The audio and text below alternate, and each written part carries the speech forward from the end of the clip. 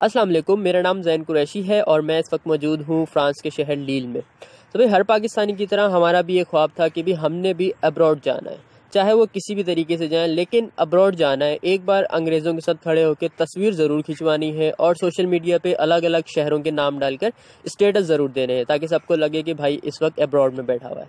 तो भाई हमने क्या हुआ कि अचानक से एक दिन हमें पता चला कि नेशनल यूनिवर्सिटी ऑफ सिंगापुर की तरफ से एक समर इंटर्नशिप अनाउंस हुई है। उस वक्त हम थे अपनी यूनिवर्सिटी के सेकंड ईयर में, बैचलर कर रहे थे। कायदे अवाम यूनिवर्सिटी में हमने अपना बैचलर कंप्लीट किया। तो भाई सेकंड ईयर की बात है कि जैसे ही हमें पता चला कि समर इंटर्नशिप अनाउंस हुई है और वो सिंगापुर में है और फ्री ऑफ कॉस्ट है, सिर्फ हमें जो है एप्लीकेशन भरनी है। तो भाई हम जल्दी से फ़ौरन गए पासपोर्ट ऑफिस, अपना पासपोर्ट बनवाया, क्योंकि एप्लीकेशन में पासपोर्ट की ज़रूरत थी। तो हमने जल्द से एप्लीकेशन फॉर्म कंप्लीट किया और अपनी यूनिवर्सिटी में वो फॉर्म जमा करवा दिया एप्लीकेशन। और कुछ ही दिनों बाद हमें पता चला कि भाई हमारा तो काम नहीं हो सका, क्योंकि हमारी यूनिवर्सिटी की तरफ से जो डॉक्यूमेंट कंफर्मेशन थी वो नहीं हो सकी और इसी वजह से हम उस चीज़ में सक्सेसफुल नहीं हो सके। तो भाई हम फिर से दूसरी अपॉर्चुनिटी के इंतज़ार में बैठ गए और अचानक से यूनिवर्सिटी के थर्ड ईयर में ही थे तो एक अपॉर्चुनिटी है जिसे यूएस एक्सचेंज प्रोग्राम होता है, जिसमें हम 6 महीने एक सेमेस्टर स्टडी के लिए यूएस से आते हैं और वापस आके हम अपनी डोमेस्टिक यूनिवर्सिटी में ही अपनी स्टडी को कंप्लीट करते हैं। तो भाई उसमें भी हमने फॉर्म भरा और काफ़ी तैयारी की, उसकी एसओपीज़ काफ़ी मेहनत से हमने बनाई और फाइनली उस इंटरव्यू के लिए हमें कॉल आ गई उसमें। तो भाई फाइनल इंटरव्यू तक हम गए और वहाँ पर जो है काफ़ी अच्छा एक्सपीरियंस रहा, लेकिन फाइनल इंटरव्यू में काफ़ी कम लोगों की सिलेक्शन हुई थी और वहाँ भी हम अनसक्सेसफुल रहे। तो भाई इन सब चीज़ों के बाद हम जो है जैसे यूनिवर्सिटी से पास आउट हो गए तो डिफरेंट जो भी वर्कशॉप्स थी या कोई भी सेमिनार कॉन्फ्रेंस वगैरह जो भी अब्रॉड में होने वाली थी, और हमने उसमें अप्लाई करना शुरू कर दिया। हम किसी चीज़ को छोड़ते नहीं थे। तो लेकिन बाद में पता चला कि भाई काफ़ी सारी चीज़ें हैं जिसमें हम काफ़ी पीछे हैं।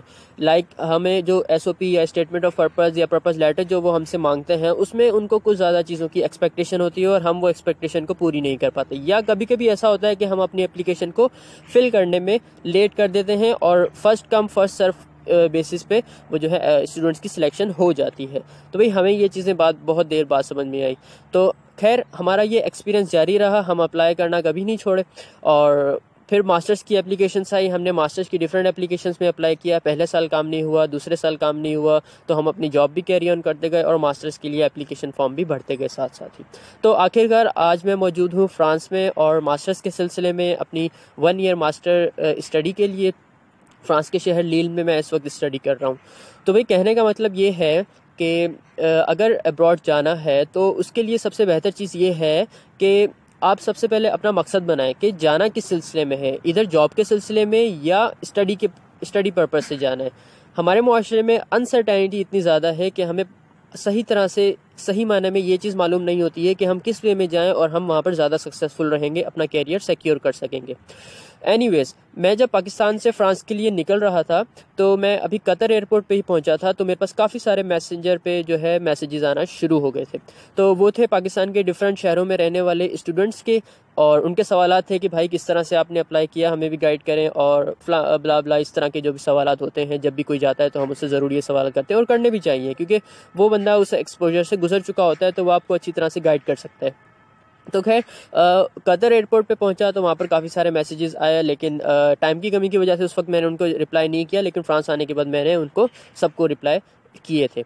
और उस दिन से लेके आज तक स्पेशली वीकेंड पे मेरे पास काफ़ी सारे स्टूडेंट्स के जो हैं मैसेजेस वगैरह आते हैं और वो कांटेक्ट करते हैं और हम उन्हें स्पेशली जो है सबको जो है रिप्लाई भी करना ज़रूरी होता है। और ये ज़रूरी भी है कि हमें, ये हमारी मोरल वैल्यूज़ में आती है कि हम एक दूसरे को गाइड करें इस हवाले से। तो उन सब मैसेजेस से हमें ये पता चलता है कि भाई गाइडेंस की बहुत ज़्यादा ज़रूरत है। अगर आपको सही तरह से गाइडेंस ना मिल रही हो ना, तो आप इक्का दुक्का चीज़ों में अप्लाई करते रहेंगे और कहीं गलत जगह भी पहुँच सकते हैं।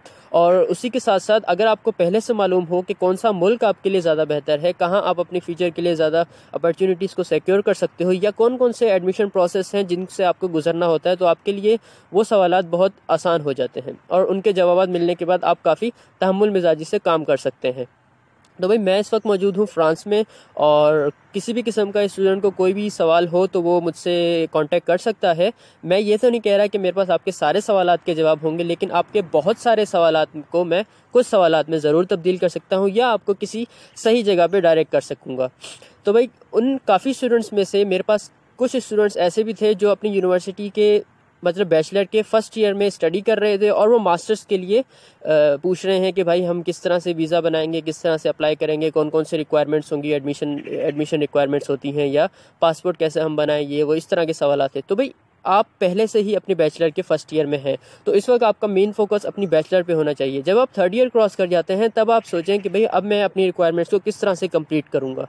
तो ऐसे स्टूडेंट्स के लिए गाइडेंस के साथ साथ काउंसलिंग की बहुत ज़्यादा ज़रूरत होती है, क्योंकि वो अपने आगे आने वाले 3 सालों की पहले से सोच रहे होते हैं। एक तो वो स्टूडेंट होते हैं जिनको अपना स्टडी फ्लो मालूम होता है कि भाई हमें बैचलर करनी है, बैचलर के बाद हमें मास्टर्स करनी है, उसके बाद हमें पीएचडी करनी है और उसके बाद हमने किसी एकेडमिक सेक्टर में जाके ज्वाइनिंग करनी है। तो ये तो एक फ़्लो हो गया, लेकिन हमारे पास काफ़ी सारे स्टूडेंट्स का ऑलरेडी 3 साल पहले बना हुआ फ़्लो मौजूद नहीं होता है और वो सिर्फ अपॉर्चुनिटीज़ देख रहे होते हैं।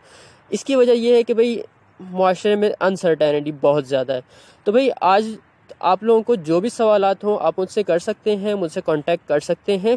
और अब्रॉड आने का पहला मकसद हमारे दिमाग में यही होता है कि भाई हम वहाँ पर जाएंगे, अच्छी अच्छी फ़ोटोज़ निकालेंगे और सोशल मीडिया को अच्छा खासा इस्तेमाल करेंगे खुद को फेमस करने के लिए। भाई ये चीज़ें तो करनी है और ये चीज़ें लाजमी भी हैं, लेकिन उनके साथ साथ अब्रॉड आने के बाद हमें क्या करना होता है, हमारी वैल्यूज़ क्या हैं कि भाई हमें वहाँ पर दूसरे मुल्क में जा रहे हैं तो वहाँ का कल्चर भी देखें, वहाँ पर देखेंगे किस किस्म की लैंग्वेजेस बोली जाती हैं, और भले उन लैंग्वेजेस को पूरी तरह से ना सीखें लेकिन थोड़ा थोड़ा उनके बारे में ज़रूर जानें कि उन लैंग्वेजेस के मेन वर्ड्स कौन से होते हैं और हम किस तरह से कम्युनिकेट कर सकते हैं। उसके अलावा वहाँ पर लोगों के साथ मिलना जुलना है, उठना बैठना होता है और ये चीज़ें भी बहुत ज़रूरी होती हैं। और उसी के साथ साथ जो मेन फोकस होना चाहिए वो ये होना चाहिए कि उस मुल्क में सिस्टम्स, निज़ाम किस तरह से चल रहे हैं, वहाँ पर एजुकेशन, हेल्थ सेक्टर ये किस तरह से चल रहे होते हैं, वहाँ लोगों को कौन कौन सी फैसिलिटीज़ मिल रही होती हैं। ताकि इन सब चीज़ों की अगर आपके पास इंफॉर्मेशन होगी तो आप जब अपने मुल्क वापस जाएंगे तो वापस जाने के बाद अगर आप किसी ओहदे पे फाइज हो जाते हैं या नॉर्मली सोशल वैल्यूज़ के लिहाज से भी आप अपने मुल्क को अच्छी तरह से सर्व कर सकेंगे, उसको कुछ ना कुछ आउटपुट दे सकेंगे।